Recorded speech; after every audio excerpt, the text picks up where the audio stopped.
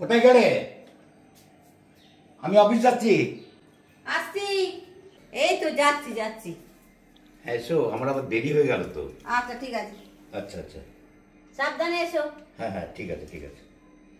হ্যাঁ আসি। হ্যাঁ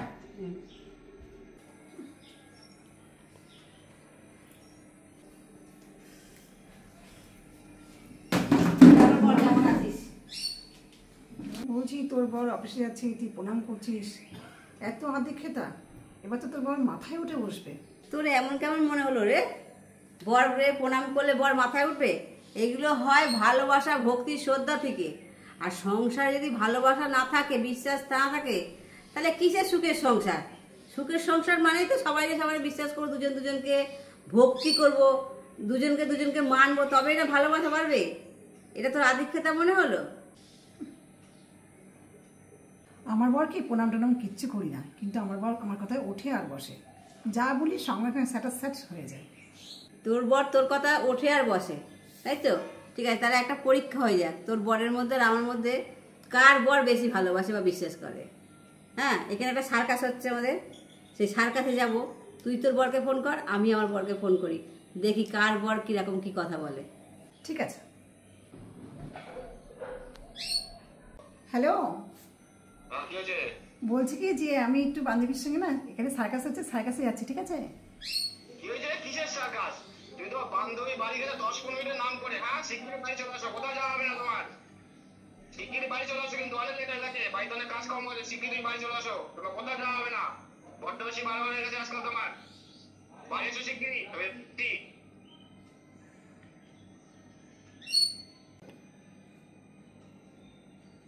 এবার আমি আমার বরকে ফোন করছি, দেখ।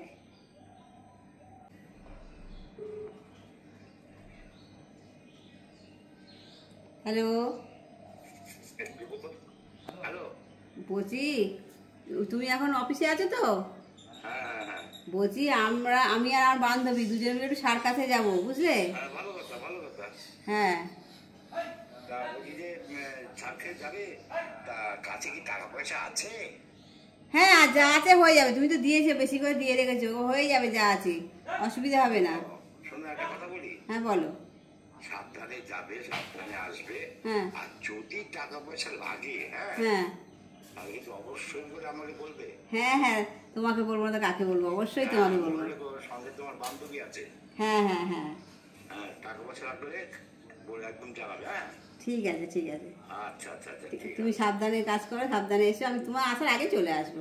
হ্যাঁ, তুমি এখন সাবধানে যাবে, সাবধানে আসবে। হ্যাঁ হ্যাঁ হ্যাঁ, ঠিক আছে ঠিক আছে, আচ্ছা আচ্ছা। রাখছি। হ্যাঁ, হুম। দেখলি তো? শোন, বুঝলি তো এবারে কার বর কতটা ভালোবাসে, বিশ্বাস করে? তুইও তোর বরকে ফোন করলি, আর আমি আমার বরকে ফোন করলাম, দেখলি তো কতটা আমাকে ভালোবাসে।